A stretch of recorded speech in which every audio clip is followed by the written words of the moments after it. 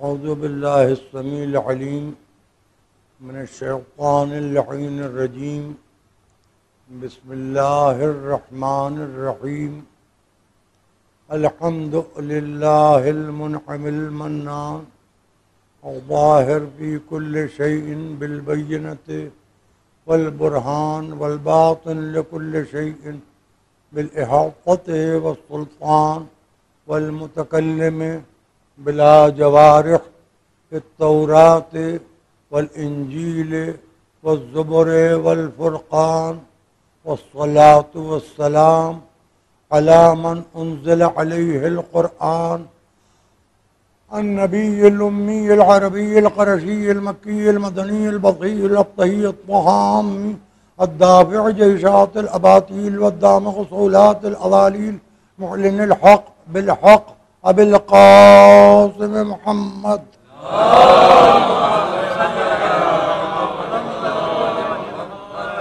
وعلى اہل بیت الطیبین الطاہرین المعصومین المظلومین الذین اذهب اللہ عنهم الرجس وطہرهم تطہیرا.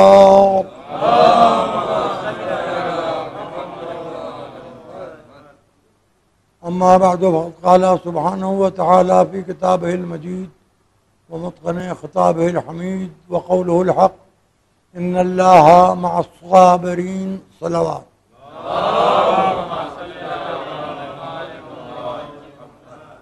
حضرات، قرآن کے 4 لفظوں کی تلاوت سے اس عشرہ اولیٰ کے 5ویں مرحلے میں ہم داخل ہو رہے ہیں، جس میں ارشاد ہوا ہے کہ اللہ صبر کرنے والوں کے ساتھ ہے، اور موضوع رکھا گیا ہے صبر اور مجبوری. صبر اور مجبوری کے درمیان کئی فاصلے ہیں، کئی دوریاں ہیں، اور کئی مزاجی کیفیتیں بھی ہیں. مثلا ہم پر آپ پر جب روزہ واجب ہو جاتا ہے تو اس روزے میں کیا کوئی بزرگ میرے سن کا یا مجھ سے بھی کچھ 2 4 5 سال 10 سال 15 سال بڑے، خدا سمجھ میرے جو بزرگ ہیں ان کو سلامت رکھے، کوئی شخص یہ کہہ سکتا ہے کہ آپ میں سے کوئی جوان نوجوان کوئی بالغ یہ کہہ سکتا ہے کہ روزے میں اسے بھوک لگی اور کوئی اچھی کھانے کی چیز اس کو یاد نہیں آئی؟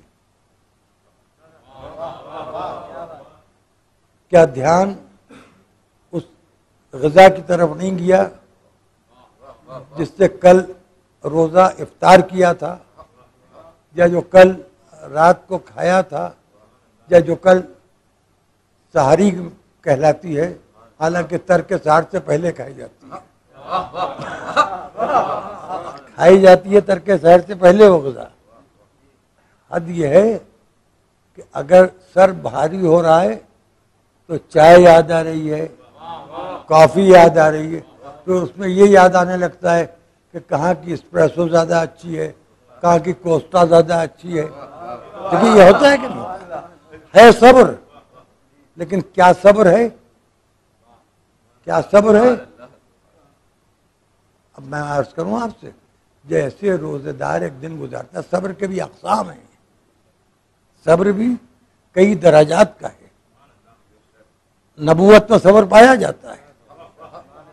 جنت سے نکلنے کے بعد جیسا کہ ہمیں مفسرین نے بتایا ہے کہ آج یہ بات بھی آپ کے سماعتوں کی نظر کر دوں کہ جب جناب آدم کو آسمان سے زمین پر اتارا گیا ہے تو جبل السراندیب وہاں پر اترے ہیں. جبل السراندیب کیا ہے؟ یہ سری لنکا میں جو پہاڑ ہے اس پر جناب آدم اترے. معاف کیجیے گا، آدمیت کا آغاز بھی ہمارے ہی ہندوستان سے ہوا ہے.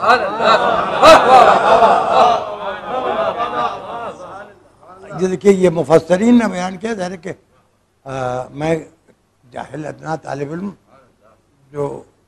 جن پر میں بھروسہ کرتا ہوں، جن کتابوں پر اور جن لوگوں سے جو سنا ہے دو چار حرف، تو جناب آدم وہاں سے اترے اور چلتے ہوئے وہ جہاں سے گزرے. اب جہاں سے دیکھیے یہ میرا اپنا ذاتی، جیسے شاعر کا مصرے پر مصرع لگاتا ہے، یہ مصرع لگانا ہونا، یہ میرا عقیدہ ہے، نہ نظریہ ہے، نہ تاریخ سے واقفیت ہے، کہ یاد وہی راستہ ہے جس پر آج کل ہنومان سیتو کی بحث چل رہی ہے. آدم کا نقش قدم ہے، آدمی کو اچھا لگتا ہے، آدمی کو ہر آدمیت کی بات اچھی لگتی ہے، چاہے وہ کلمہ نہ بھی پڑھے، اور جانور کو آدمیت کی ہر بات بری لگتی ہے، چاہے وہ 5 وقتہ نمازی کرے.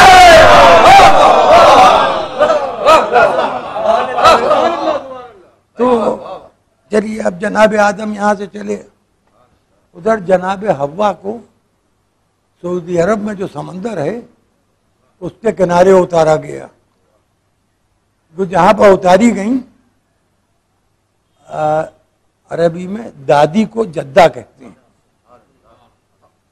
جد دادا کو کہتے ہیں، جدہ دادی کو کہتے ہیں. جناب حوا کو اتارا گیا جس زمین کے اوپر، وہ زمین اب بھی جدہ کہلاتی ہے. وہ سعودی عرب کا سی پورٹ ہے، وہاں سمندر جاتے ہیں، اور پہلے جب سمندری جہازوں سے سفر ہوتا تھا تو حاجی جدہ ہی میں اترتے تھے اور وہیں سے سوار ہوتے تھے. یہ آدم یہاں، حوا وہاں. اس کے بعد ان دونوں کی جہاں پر ملاقات ہوئی اور ایک دوسرے سے تعارف ہوا، وہ ہے مقام عرفہ، جو حج میں جس عرفے کے جزو حج بنایا گیا ہے، 18 ارکان حج میں ایک حج ہے، وہیں تعارف ہوا ہے آدم حوا کا. اب آپ یہ دیکھیے کہ آدم جنت سے نکل آئے تھے، پھر آدم کی اولادیں ہوئیں، اس میں ایک نالائق نکل گیا.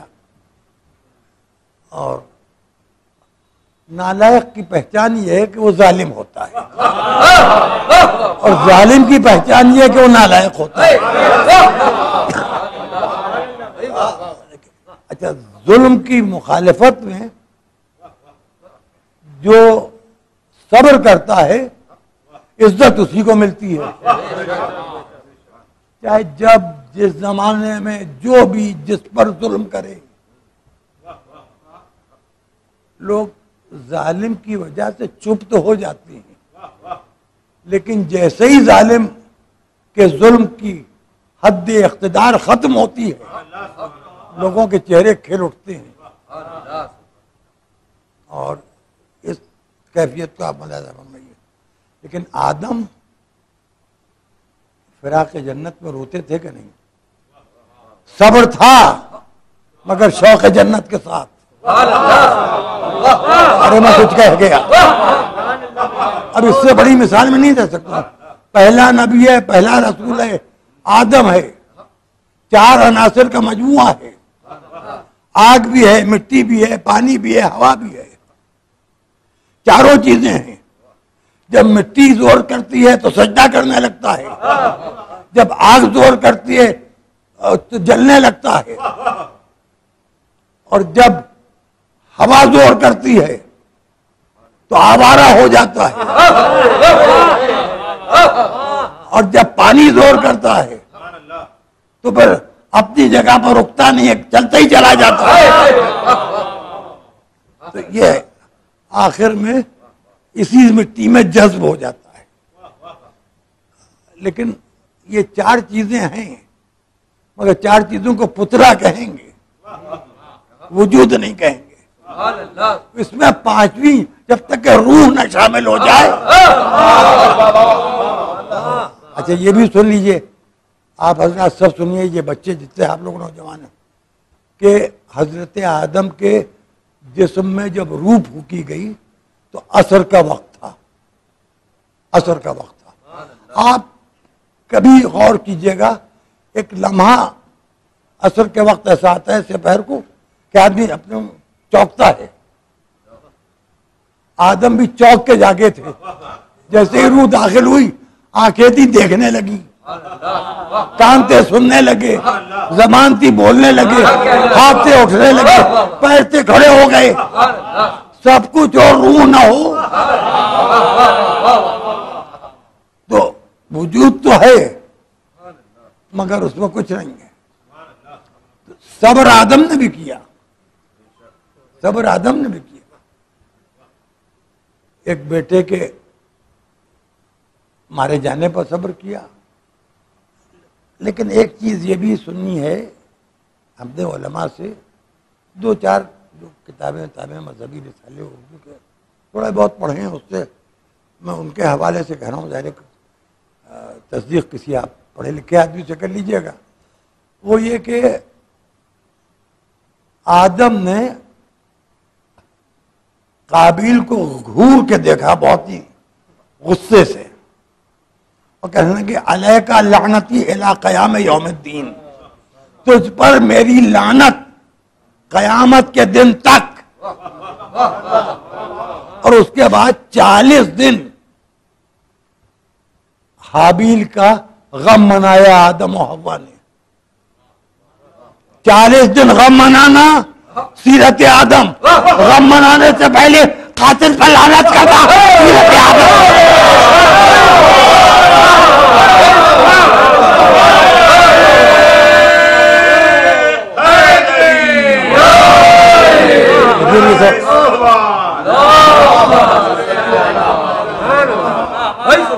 حضرت آدم کی بات ہے. یہ دونوں چیزیں آدم نے کی. پہلے کی قاتل پر لعنت. دیکھیں یہ جو لوگ کہتے ہیں لعنت نہیں کرنا چاہیے، تو یہ ہم ڈارون کی تھیوری سے نہیں پیدا ہوئے.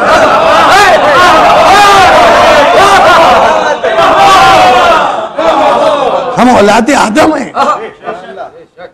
یہ ہماری فطرت میں شامل ہے. اب آپ کہیے کھانسنا نہیں چاہیے، سانس نہیں لینا چاہیے، چھینکنا نہیں چاہیے، یہ تو کوئی بات ہی نہیں. پورا جسم ہمارا وہی ہے، بدلی ہوئی شکل میں، جو اللہ نے فرشتوں سے بنوایا تھا اور کہا تھا شیطان سے کہ تو اس کو سجدے سے انکار کر رہا ہے جسے میں نے اپنے ہاتھ سے بنایا. اس وقت اللہ کا ارادہ فرشتوں کا ذریعہ اللہ کا ہاتھ بن گیا. تو جیسے فرشتوں کا ذریعہ اللہ کا ہاتھ بن گیا، ویسے ہی اگر علی مرتضیٰ اللہ کا ہاتھ بن گیا تو کیا بات ہے؟ اس میں شرک کہاں سے آ گیا بھائی؟ اللہ کہہ رہا ہے کہ تو نے کیوں انکار کیا سجدہ کرنے سے؟ لما خلقت بیدی، جسے میں نے اپنے ہاتھوں سے بنایا ہے. ہاتھ ہے نہیں، مٹی گوندی ہے فرشتوں نے، پورا مجسمہ آدم کا بنایا ہے، پورا وجود آدم فرشتوں نے اللہ کے حکم سے تشکیل دیا ہے. اب اعتراض کرنا تو خیر ضروری ہے. اگر لوگ اعتراض نہ کریں تو ہمارے عقیدے جو صحیح ہیں وہ گڑبڑانے لگیں.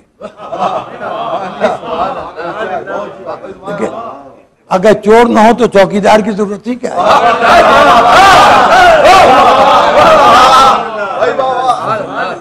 اگر چور نہ ہو تو چوکیدار کی ضرورت ہی کیا ہے؟ اگر جرم نہ ہو تو پولیس کی ضرورت ہی کیا ہے؟ اگر مجرم نہ ہو تو عدالت کی کیا ضرورت ہے؟ اب ایسا ہے کہ عدالت ایسی ہو کہ جو واقعی عدالت ہو، ایسا نہ ہو کہ کوئی ایسا شخص بسرد عدالت پر بیٹھ جائے جو خود خاندانی چور ہو. بس اب دیکھیں یہ آدم بنے ہیں، حوا ہیں، دو سگے بھائی ہیں، ایک ماں کے پیٹ سے پیدا ہیں، ایک باپ کی اولاد ہیں، اور دونوں کی عبادت قبول ہونے کا مسئلہ تھا. ایک کے ہاں خلوص تھا، ایک کے ہاں نیت کی خرابی تھی. جس کا خلوص جس میں تھا اس کی عبادت قبول ہو گئی. جس کی نیت خراب تھی اس کی عبادت رد ہو گئی. جب عبادت رد ہوئی تو مردود ہوا نا. اب اس نے اپنے سگے بھائی کو قتل کر دیا. یہ سمجھ لیجئے یہ قتل جو تھا یہ اس حسد کی بنیاد پر تھا. اب یہ دیکھتے جائیے کہاں کہاں کس نے کس کو قتل کیا ہے. ایک قتل تو وہ ہے کہ جو سیلف ڈیفینس میں ہو رہا ہے. یہ وہ ہے کہ حملہ ہوا ہے, رسول کی جان کو خطرہ ہے, نبی کی جان کو خطرہ ہے, نبی کو بچانا ہے. اور نبی کو بچانا بھی کسی اور کے کہنے سے نہیں ہے, خود نبی کے کہنے سے. آیا بڑی خندق گھوڑے کی ایک ایڑ سے اس نے پار کی اور نیزہ اس خیمے میں چبھو دیا جس میں رسول, اصحاب کرام سب تشریف فرما تھے. اور اس نے کہا کہ ہے کوئی جو میرے مقابلے پائے. تو رسول نے کہا کوئی جائے گا.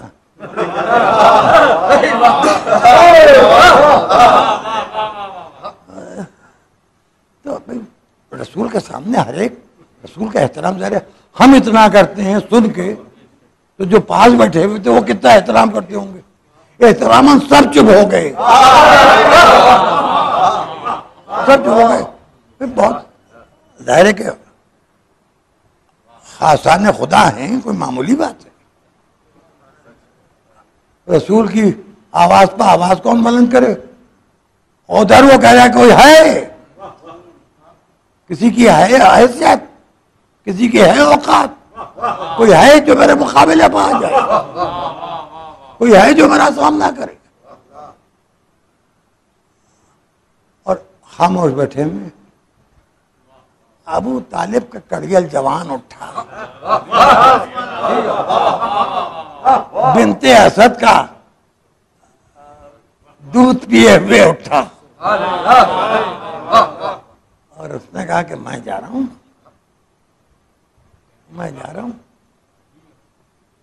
تو رسول نے کیا فرمایا, برز الایمان کلہ بالکفر کلہ. اب دیکھیے یہاں پر میں ایک جملہ عرض کروں. رسول کے للکارا جا رہا تھا, سب نے مجبوری اختیار کر لی, علی سے صبر نہیں ہو سکا.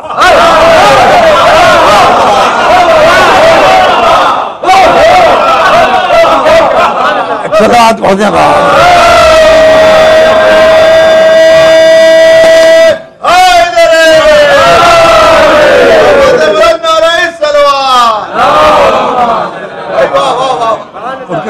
آنا یا رسول اللہ, میں جا رہا ہوں.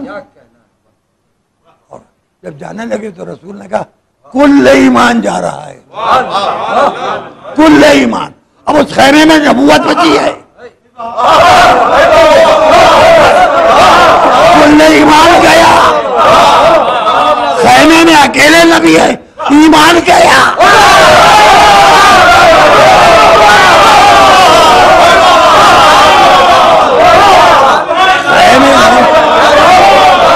اکیلے نبی ہے, ایمان کا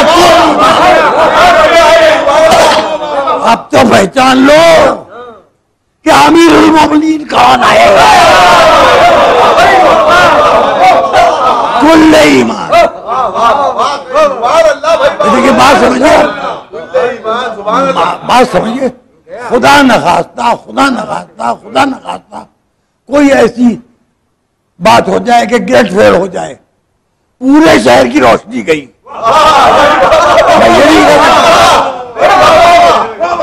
میرے گھر کی روشنی گئی, میں یہ نہیں کہہ سکتا میرے محلے کی روشنی گئی, آپ یہ نہیں کہہ سکتے کہ آپ کے محلے کی روشنی گئی. سب روشنی گئی کیونکہ گریٹ فیل. کل ایمان گیا. خیمے سے کل ایمان نکل گیا، اب باقی کیا بچا آپ جانیے۔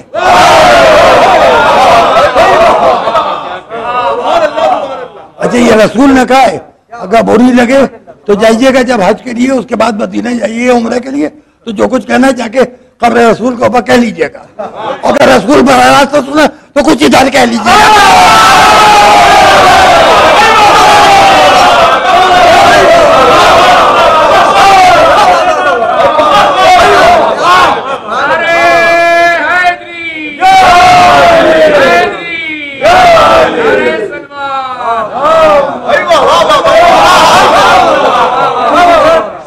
ناصر صحیح طبقاتی اور فاغاروی سے ان چیزوں کا کوئی لینا دینا نہیں۔ نہ میں رسول کے زمانے میں تھا، نہ میں خیبر کے میدان میں تھا، نہ میں خندق کے میدان میں تھا، نہ میں نے کوئی جنگ دیکھی، نہ میں نے رسول کے اوپر ہوتی ہوئی الغار دیکھی، نہ رسول کو بچانے کے لیے اپنی جان قربان کر دینے کی حد تک کہ کسی کی ٹوٹی ہوئی تلوار دیکھی، نہ کسی کے لیے آتی ہوئی ذوالفقار دیکھی۔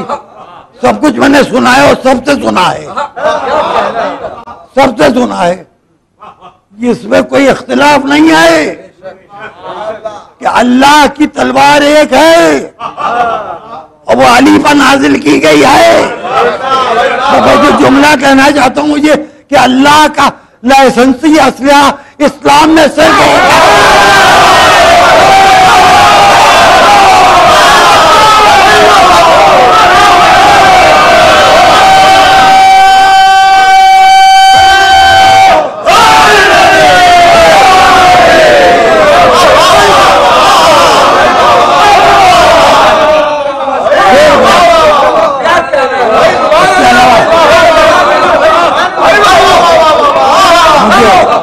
ہر فرقے کی جو کتابوں سے معلوم ہوا، ارے مجھے کیا معلوم ہوا، جن لوگوں کو معلوم ہوا ان سے جو معلوم ہوا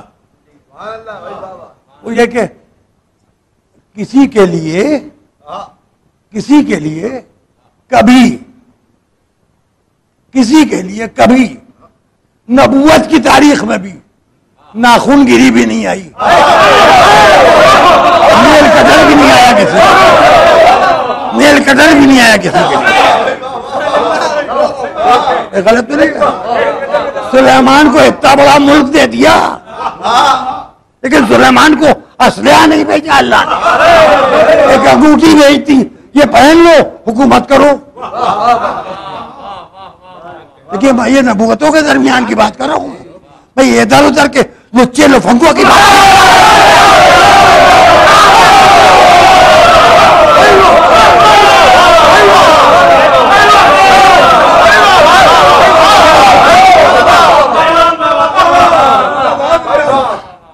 اب آئیے یہاں تک کہ تو یہ گفتگو دیکھیے صبر اور مجبوری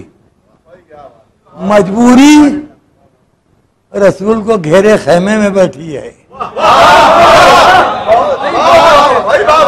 مجبوری نہیں بلکہ مجبوریاں۔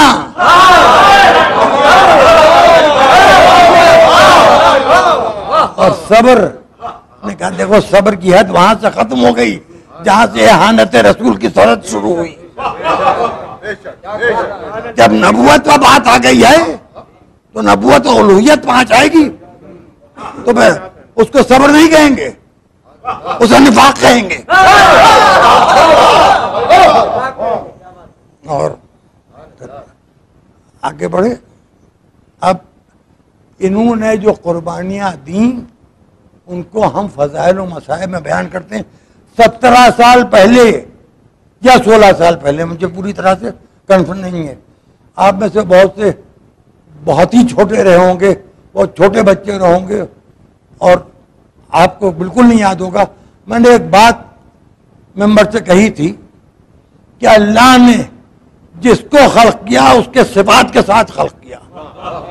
سب سے پہلے اس نے ایک نور خلق کیا، اس نور کو نبوت بھی عطا کی، رسالت بھی عطا کی، عصمت بھی عطا کی، امامت بھی عطا کی، اور پھر اپنی وحدانیت کو بچانے کے لیے اس نور کے اس نے 14 اجزاء بنائے، اس میں سے ایک تک رسالت و نبوت و عصمت کو محدود کر دیا، ایک کو مرکز عصمت بنا دیا، 12 کو امامت عطا کر دی۔ یہ جو میں نے کہا تھا یہ 41ویں میں کتاب پڑھ چکے ہیں اور میں اس میں موجود تھا، میں نے تعریف ہی کی تھی۔ یہ نقطہ میرا تھا، میں تعریف نہ کرتا۔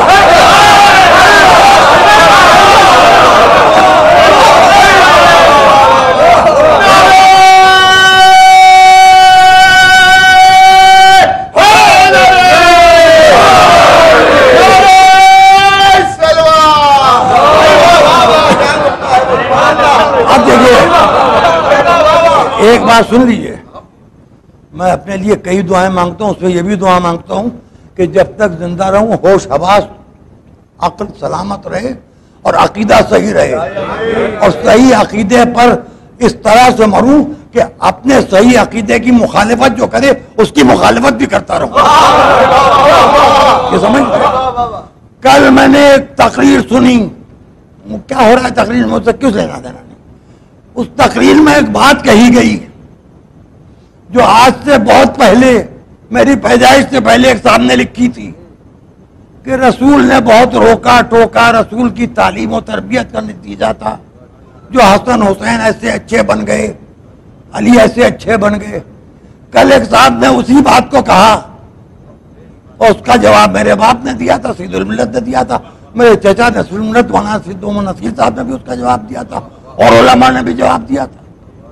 کل میں نے سنا، کہا یہ گیا کہ جب چادر تطہیر کے نیچے سب جمع ہو گئے تو رسول نے اللہ سے مخاطب ہو کے کہا کہ یہ ہیں میرے اہل بیت، یہ ہیں علی جن کو میں نے تربیت دی، یہ ہیں فاطمہ جن کو میں نے تربیت دی، یہ ہیں حسن جن کو میں نے تربیت دی، یہ ہیں حسین جن کو میں نے تربیت دی۔ تو اگر غلطی کا نطفہ ذہنی موجود ہے تو غلطی کو سدھارنے کا نطفہ ذاتی بھی موجود ہے۔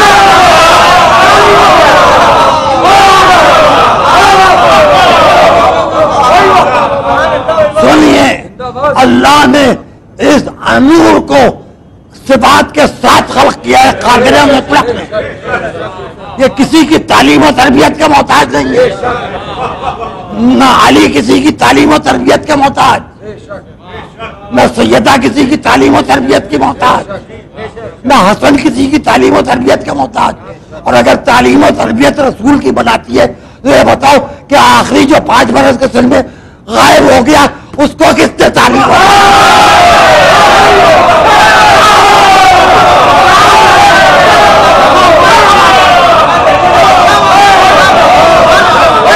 اگر تعلیم و تربیت سے امام بنتا ہے، اگر علی تعلیم و تربیت سے علی بنے، حسن تعلیم و تربیت سے حسن بنے، حسین تعلیم و تربیت سے حسن بنے، حسین تعلیم و تربیت سے حسین بنے، تو یہ بتاؤ کہ 5 برس کے سن میں جو غیبت میں چلا گیا اس کو کس نے تعلیم دی، اس کو کس نے تربیت دی؟ تمہارے جاہل باپ نے۔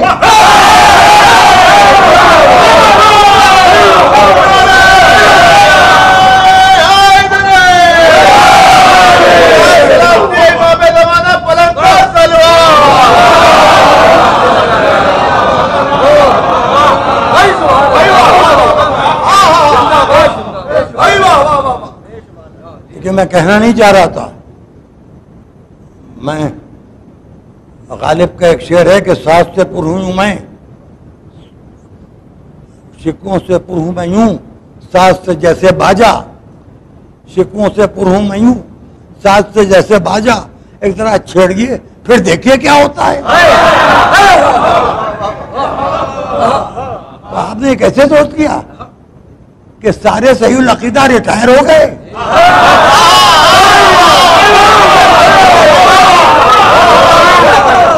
آپ نے یہ کیسے سوچ لیا کہ اچھے عقیدے کے جوان یا نوجوان نہیں گئے؟ دوسری طرف تبلیغ ہو رہی ہے کہ یہ تو حضرت عباس کے خون میں ڈوبے ہوئے علم کی علامت ہے، یہ علم، اور یہ تابوت جو ہے یہ جناب علی اکبر کا تابوت ہے تو اس پہ برچھی کی ہنی ہے، تاکہ امیر المومنین کا تابوت ہے تو اس میں خون آلودہ ماما ہے، اور امام حسین کا تابوت ہے تو اس کی شکل ایسی ہوتی ہے۔ ذوالجناح جو ہے امام حسین کے اس گھوڑے کی یاد ہے جس کی لگامیں اور بازیں کٹی ہوئی ہیں۔ آپ لوگ ہیں کہ پھول اور سہرے اور بہت مہنگے پرچم بنا رہے ہیں اور بہت مہنگے آپ ہاا اور ذوالجناح کو تو آپ نے اتنا سجا دیا اور کر دیا. یہاں آپ نے بڑے لوگوں کے گھروں کی عزاداری نہیں دیکھی.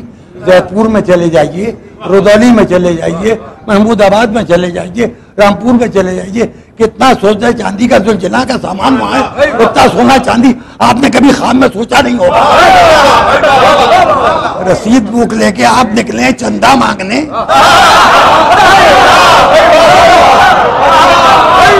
بیٹھے ہیں آپ حسین کے منبر پر.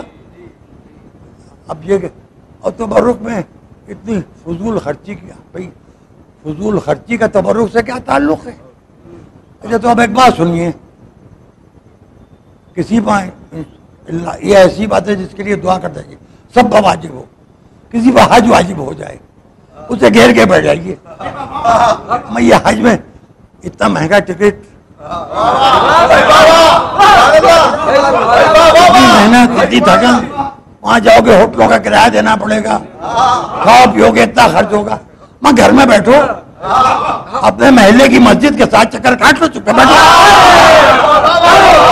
اور یہ پیسہ کہیں ایسی جگہ دے دو جہاں پہ عقیدہ مولوی بنائے گا.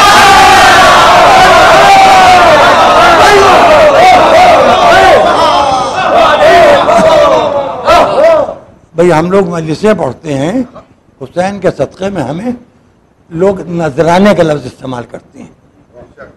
ہمارا حق محنت جسے کہیے, بہترین صاف شفاف وسیلہ رزق ہے. اور ہمیں اس پر فخر ہے کہ ہم مجلس کے تبرک پر پلتے ہیں. حسین ہمیں بھوکا نہیں رہنے دیتے. 3 دن کے بھوکے پیاسوں کا صدقے میں جب ان کا ذکر کرتے ہیں تو ہمیں اچھے سے اچھا تبرک مل جاتا ہے.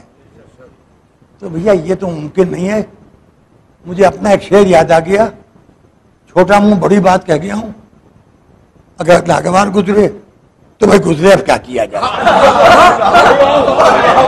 گزرے تو کیا کیا جائے. کہ خدائے رزق تیری روٹیوں کو میرا سلام, خدائے رزق تیری روٹیوں کو میرا سلام, تیرے حسین کی خیرات کر رہا ہوں میں.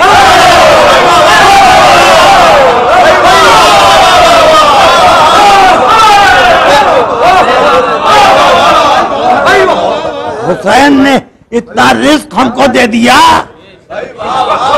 کہ رازق مطلق کو کچھ مانگنے کی اس سے ضرورت ہی نہیں پڑی. جب بندہ اتنا دے دے تو خدا سے مانگ کے کیا کرے.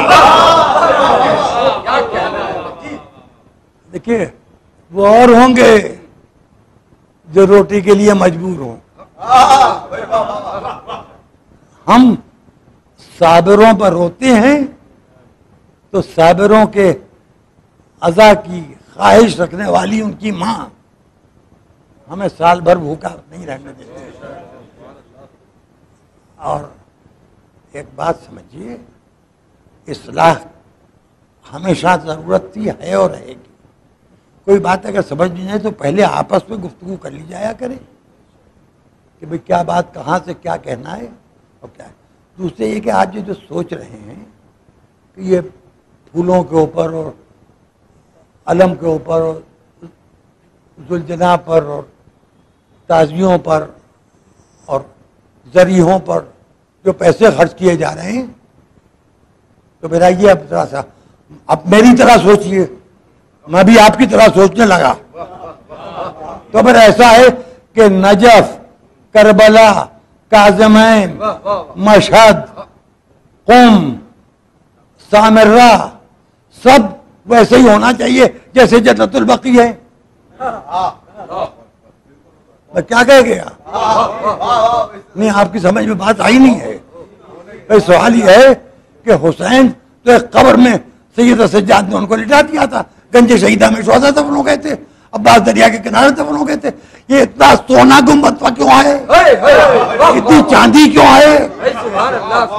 نجف سے مشہد تک آسمان پر اگنے والا سورج ڈوبتے ڈوبتے ان روزوں کی طرف دیکھ کے نظریں جھکا لیتا ہے.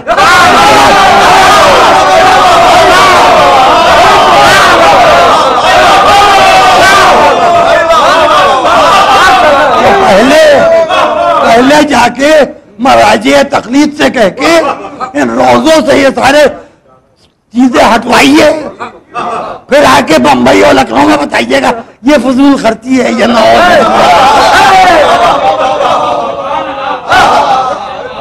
یہ تو اس کا مطلب یہ آپ کے اعتبار سے تو شاہ سعود بہت اچھا تھا جس نے جزر البقیع میں جتنی خبریں سب زیر آسمان کر دی. یہ نظریہ تو یہی ہوا نا. اچھا ایک بات آپ یہ بتائیے، میں ایک بات کر رہا ہوں، کوئی اترا رہا ہے، اترانے کے لیے اس نے امام باڑہ بنوا دیا، بہت شاندار رضا خانہ بنوا دیا، عاشورانہ بنوا دیا، امام بارگاہ بنوا دیا.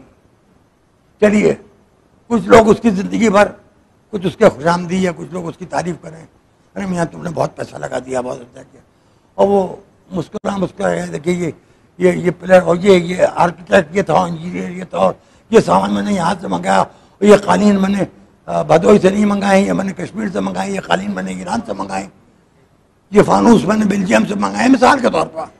وہ کہہ رہا ہے کتنے دن زندہ رہے گا، 80 برس 90 برس 100 برس، وہ تو مر گیا، اترا کے مر گیا، وہ تو گیا قبر میں اپنی اتراہٹ سمیت. اب اس جب تک کہ وہ آزا خانہ ہے اس میں جتنی بھی مجلسیں ہو رہی ہیں اس کا ثواب تو اس کو مل رہا ہے. ارے حسین کے نام پر کوئی اترائے بھی تو مرنے کے بعد ثواب ملتا ہے، اور اولادیں فخر کرتی ہیں کہ یہ ہمارے باپ نے بنوایا. خاص الدولہ کا محل کہاں تھا؟ لکھنؤ میں پیدا ہوا، میاں بتاؤ کہاں تھا؟ نہیں بتا سکتے. امام باڑہ سب کو معلوم ہے، اور کیا کہلاتا ہے؟ بڑا امام باڑہ. حالانکہ یہ چھوٹا امام باڑہ جو ہے یہ بھی کئی جگہ کے بڑے امام باڑوں سے بہت بڑا ہے. چھوٹا امام اس بڑے کے مقابل وہ چھوٹا کہلاتا ہے.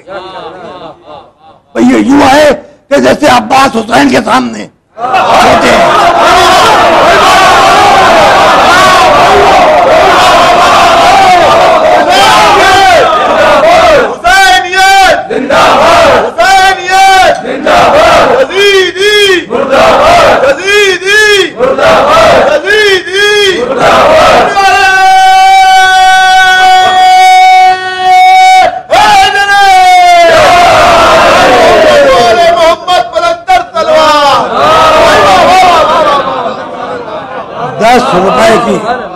₹10 کی دوپلی ٹوپی، 50 روپے کا کرتا اور 40-50 روپے کا پائجامہ، 100 روپے کے اندر بھی میں آ کر ہوں.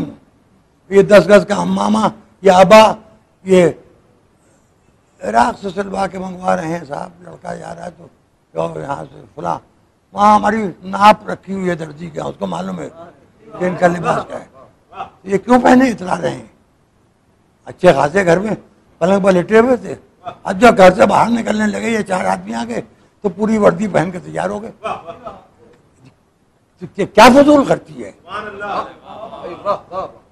بھائی. آپ جو ہیں وہ ہیں، کوئی امامہ صاحب آنے سے ہائے میں کہوں تو کیا کہوں. معاویہ تجربہ کر چکا، جو دال میں رکھ دینے سے پتھر قرآن نہیں ہو جاتا.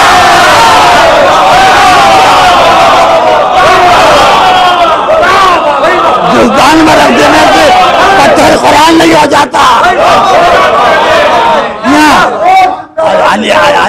علی کے اس سے کام نہ لو تو کم سے کم معاویہ کے تجربوں سے کام لے لو. اب اس سے زیادہ میں کیا کہوں. لیکن ایک بات سنیے کہ دیکھیے میں اکیلا نہیں ہوں، خدا رکھے جوان نوجوان بہت موجود ہیں. آپ کے ساتھ ایک قصہ یہ ہے کہ جب آپ بے تکی باتیں کرتے ہیں اس پہ جب کوئی اعتراض کرتا ہے آپ کے اوپر تو آپ کھسیانے ہو کے اس کو کہنے لگتے ہیں یہ اخباری ہے.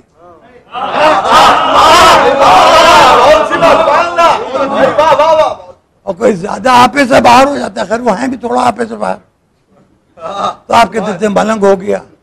یہ ملنگ جو یہ سب مولویوں کے ستائف میں اتنے اخباری یہ سب ہم مولویوں کے ستائف میں، ان میں سے کوئی کسی مرجع تقلید کی خدمت تک پہنچا ہی نہیں.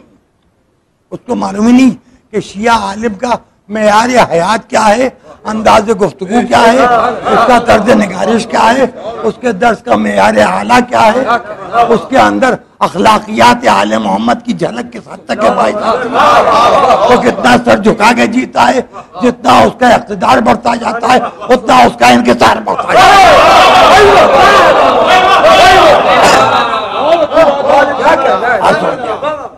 اصل میں جو ٹاپ کلاس ہے، معاف کیجیے گا، گاندھی جی والا تھرڈ کلاس جس میں کھڑکی میں سریاں بھی نہیں ہوتی تھی، آپ لوگوں کے جوان ہوتے ہوتے بہت لوگوں کے ختم ہو گیا، ہم نے اس تھرڈ کلاس میں بھی سفر کیا ہے، پرائیویٹ بسوں میں بھی ڈنڈے پکڑ کے بیٹھے ہوئے، ان کے باپ ہمارے صغیر ہمارے دوست کتنے چکر مبارک پور کے کاٹے، بس کا ڈنڈا پکڑے میں بیگ جو ہے پیروں کے نیچے دبا ہوا ہے کہ کوئی لے کے بھاگ نہ جائے، بیٹھنے کی جگہ نہیں مل رہی ہے، اور کہیں کہے کے لیے مجلس پہنچنے،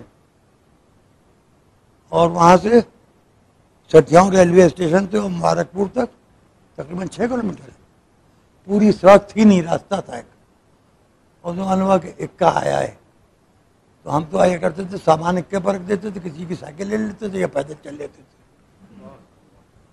یہ قصے پرانے ہو گئے، اب آپ لوگ تو بہت اچھے زمانے میں پیدا ہوئے ہیں،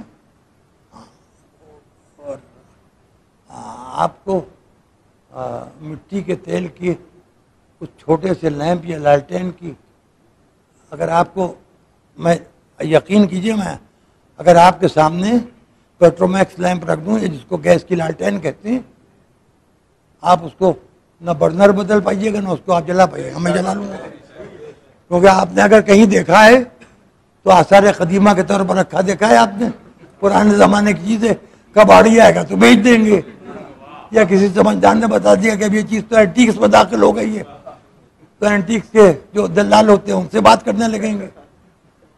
سمجھ رہے ہیں آپ، ہم اس زمانے کو گزار چکے ہیں جو اس ملک کے افلاس کا زمانہ تھا، جس وقت ایک وقت کی روٹی ایک شریف آدمی کے لیے مسئلہ ہوتی تھی۔ آپ لگژری کے عہد کے ہیں، ہمارے زمانے میں لوگ بھوک کی وجہ سے، کمزوری کی وجہ سے بیمار ہوتے تھے، آپ پیزا، برگر، پاستا ٹھوستے چلے جاتے ہیں، موٹے ہوتے چلے جاتے ہیں، بیمار ہو رہے ہیں۔ آپ کا عہد ہم لوگوں کا عہد سے بہت مختلف ہے۔ آج آپ کا معاملہ یہ کہ یہ سی بائک لیں کہ وہ سی بائک لیں کہ وہ سی بائک لیں، اب وہ آ گیا ہے آرڈر تو وہ پرانی گاڑی بھیجی جائے، نہیں لی جائے، نہیں لی جائے کہ سیکنڈ ہینڈ لی جائے، کون سا ماڈل لیا جائے۔ آپ کی لڑائی ہو رہی ہے پیٹرول اور ڈیزل کی قیمت سے، ہماری لڑائی ہو رہی تھی آلو، گوبھی، ترئی، لوکی اور آٹے سے اور چاول سے اور دالوں سے۔ تو اصل میں قصہ یہ ہے کہ جو حالت نعمت میں پیدا ہوتا ہے اسے ماضی کی اذیتوں کا احساس نہیں ہوتا۔ آج عزائے حسین میں اتنا جو خرچ ہو رہا ہے یہ ان عزاداروں کا ورثہ ہے جنہوں نے فاقے کر کے عزاداری کی۔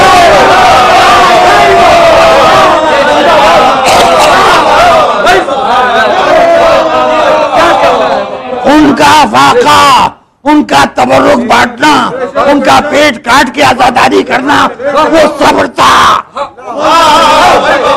مجبوری نہیں تھا۔ آپ کیا جانیں، آپ کو کیا خبر، آپ خود اپنے گھر کے، خاندان کے، محلے کے کسی بڑے بوڑھے سے پوچھئے کہ اس کے بچپن میں کیا کچھ اس کے گھر میں ہو چکا ہے۔ یہاں ایک وقت تو آیا تھا، کئی مشاعرے ایسے آ رہے تھے بے کل اتساہی، اور میں مجلس پڑھ کے آ رہا تھا اتفاق سے، انہی کے یہاں سے مبارک پور سے، اتفاق سے یہ بیٹے میں حمایت صغیر کے بیٹے ہیں، ان کے باپ میرے دوست ہیں، بہت ہی نالائق، ظاہر ہے شریف آدمی میرا دوست ہو ہی نہیں سکتا، جس کا عقیدہ خراب ہو وہی شریف آدمی کہلاتا ہے۔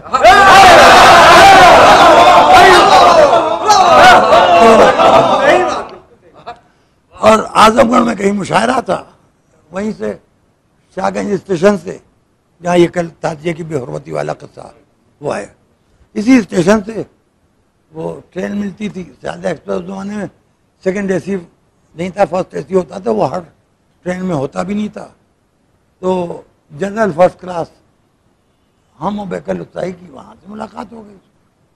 پھر لکھنؤ اترے اور یہاں شام کو پہنچے. ٹرین اخلاقاً اب بھی لیٹ ہو جاتی ہے, اس زمانے میں تو واقعاً لیٹ ہوتی تھی. تو بیکل صاحب سے ہم نے کہا چلیے, میں نصیر منزل رہا, میں نے کہا چلیے اب بلرام پور صبح جائیے گا, چلیے گھر ہی پر چلتے. تو رکشے سے ہم لوگ چار باغ سے آ رہے تھے, تو ٹوٹی ہوئی دیواریں اور خستہ حال مکان. تو میں نے بیکل اتساہی سے ایک جملہ کہا تھا کہ بیکل صاحب افلاس اور فقیری کے مناظر منجمد ہو گئے. تو بیکل اتساہی نے کہا کہ نثر میں اس سے اچھا شعر میں نے اس سے پہلے نہیں سنا کے لیے. یعنی ہم دونوں میں گفتگو ہو رہی تھی, اور بیکل صاحب کو میں بڑے بھائی کی طرح سمجھتا تھا, اور مداح اہل بیت تھے, اہل سنت, لیکن بہت محب اہل بیت تھے. نوحے بھی کہیں, سلام بھی کہیں, اور محمد بھی کہیں, اور ان نعتوں میں بھی اہل بیت کا ذکر کرتے تھے, اور مجالس میں بھی شرکت کرتے تھے. بلرام پور کے لوگ اچھی طرح سے واقع بہت اتنا بڑا شہر و پدم شری بھی ہو گئے تھے, ان کو خطاب ملا تھا, اور راج سبھا کے ممبر بھی ہو گئے تھے. لیکن بیکل صاحب میں کوئی غرور یا تکبر میں نے کبھی نہیں پایا. خیر چلیے بات نکل آئی. تو ایک زمانہ وہ تھا کہ جب ہم سوچتے تھے کہ افلاس اور فقیری کے مناظر منجمد ہو گئے ہیں, یعنی فریزڈ ہو گئے ہیں, اب یہ منظر بدلیں گے نہیں. اب مثلا اسی گلی میں جس میں 50 مرتبہ جوانی میں جا چکے جائیں, تو جلدی آپ کا گھر ہم جس میں ہم 17 سال مجلسیں پڑھ چکے ہیں, تو جلدی سے پہچان نہیں پائیں گے. ماشاءاللہ خدا نظر بد سے بچائے سب کو, اور سب کے حالات اور بہتر کرے. اور جتنے حالات بہتر ہوتے جائیں اتنا آزاداری پر خرچ کرتے جائیے تاکہ اور بہتر ہو. آپ سمجھیے کہ جو کچھ میں نے آج کی گفتگو کی ہے, اس میں یہ آج مجھے کہہ دینا ضروری تھا, کیونکہ یہ مناسب نہیں ہے کہ آزاداری کے خلاف یا پنجتن کے خلاف یا 12 اماموں کے خلاف یا 4 معصومین کے خلاف کل کوئی بات ہو اور میں اس کو آنے والے کل پہ اٹھا رکھوں, بیچ میں موت آ گئی تو کیا جواب دوں گا کہ جب بول سکتے تھے بولے کیوں نہیں. اب آپ کو برا لگا ہو تو بھائی اس کو معاف نہ کیجیے گا. آپ کے معاف کرنے سے میری قبر میں کوئی آپ کے اگر معاف کر دیں گے تو میں عذاب قبر سے آپ نہیں بچائیں گے مجھے, عذاب برزخ سے آپ نہیں بچائیں گے مجھے, عذاب حشر سے آپ نہیں بچائیں گے مجھے. آپ مجھے پکے پل سے گزار سکتے ہیں, پولیس راج سے نہیں گزار سکتے. آپ مجھے مکھ منتری کے گھر تک کے لے جا سکتے ہیں, در جنت تک نہیں لے جا سکتے. چھوڑ گیا اب کہا, لیکن کہتے وقت یہ سوچ لیا کہ سننے والے بھی ہوشیار ہیں, سننے والے سن رہے ہیں, دیکھنے والے دیکھ رہے ہیں, سمجھنے والے سمجھ رہے ہیں. اور ساری اصلاح یہی 2 مہینے 8 دن, اصلاح پورے سال ہونا چاہیے, مسلسل ہونا چاہیے. اور اصلاح پہلے اپنی ہونا چاہیے, اپنے گھر بار کی ہونا چاہیے, اپنے بچوں کی ہونا چاہیے. اب یہ کہ یہ فیشن چلا ہے علم حاصل کیجیے, یہ تو سیاسی نعرہ بھی ہے. اب یہ جب پیٹ میں روٹی نہیں تھی تو محمد ابن عربی کی بات تو سمجھ میں نہیں آ رہی تھی, تو جناب خدیجہ کے پیسے سے دعوت کی گئی. جی خدیجہ کے تبرک نے کلمہ دیا, حسین کے تبرک نے عقیدہ دیا.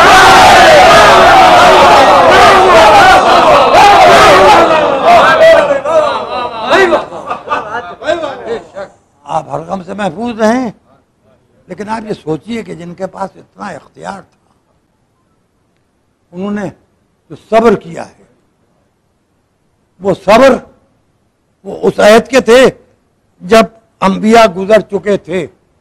ختمی مرتبت نے فرمایا کہ کسی نبی کو اتنی اذیت نہیں دی گئی جتنی اذیت مجھ کو دی گئی. جبکہ اگر ظاہر میں آپ دیکھیں تو جناب موسیٰ، جناب ابراہیم اور دیگر بہت سے انبیاء پر بڑے سخت وقت پڑے، وہ رسول اللہ پر نہیں پڑے۔ اذیت کے اقسام الگ الگ ہیں۔ ایک اذیت وہ ہے جو دکھائی دیتی ہے، ایک اذیت ہے جو دکھائی نہیں دیتی، محسوس ہوتی ہے۔ اب اس کے بعد وہ اذیت رسول تک کے رکی نہیں، رسول کے بعد رسول کی بیٹی کی پسلیاں توڑ دی گئیں، مصلی پر نافلہ صبح کے دوسری رکعت، پہلی رکعت کے دوسرے سجدے سے سر اٹھاتے ہوئے علی کے سر پر عبد الرحمن ابن ملجم نے تلوار ماری، معاویہ نے امام حسن کو زہر دلوایا، پھر یہ کربلا کا واقعہ جس کا سلسلہ پہلی محرم سے عزا خانے سجے میں، آج 5 محرم ہے اور بہت سے گھروں میں بچے قیدی بنائے جاتے ہیں، 7 محرم سے بہت سے بچے سقہ بنائے جاتے ہیں۔ آج آپ نے دن بھر مجلسیں سنی ہیں اور میں آج سوچ رہا ہوں کہ آپ نے جناب حضرت مصحف کئی جگہ مجالس میں سنا ہوں،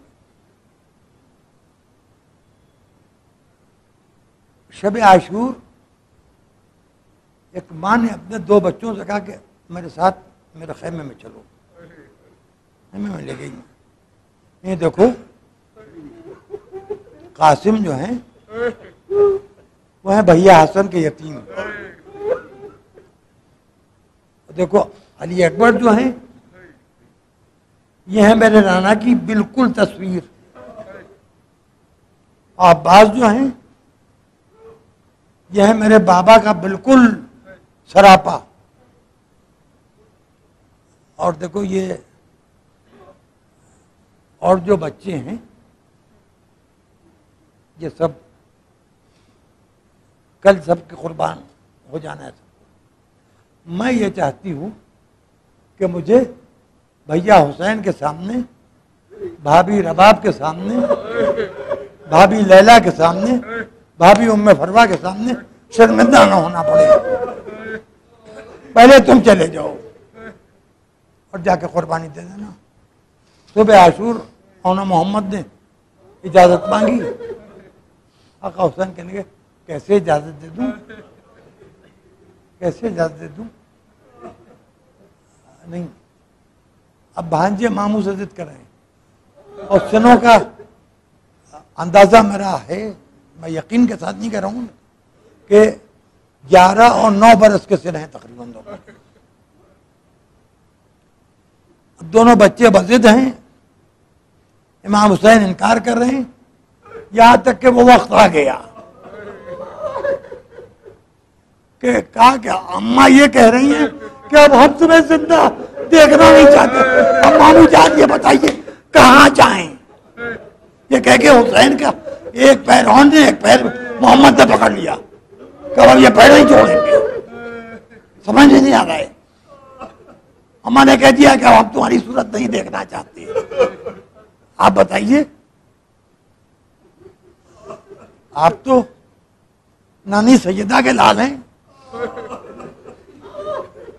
ماں کے حکم کی عظمت آپ ہی سے سنی ہے۔ حسین نے سر چکا کے بچوں سے کہا جاؤ، بس میں تفصیل سے مذہب نہیں مانا، اونا محمد گئے، چھوٹے چھوٹے نیمچے بچوں کے ہاتھ میں، ظالموں نے کہا کہ یہ جعفر طیار کے پوتے ہیں، یہ اتنی آسانی سے قابو میں نہیں آئیں گے، ان کے درمیان فاصلہ پیدا کرو، ایک پورا لشکر آن ایک طرف محمد ایک طرف،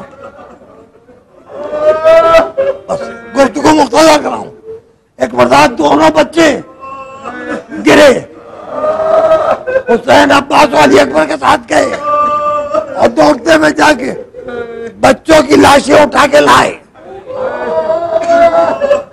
صبح عاشور جناب زینب نے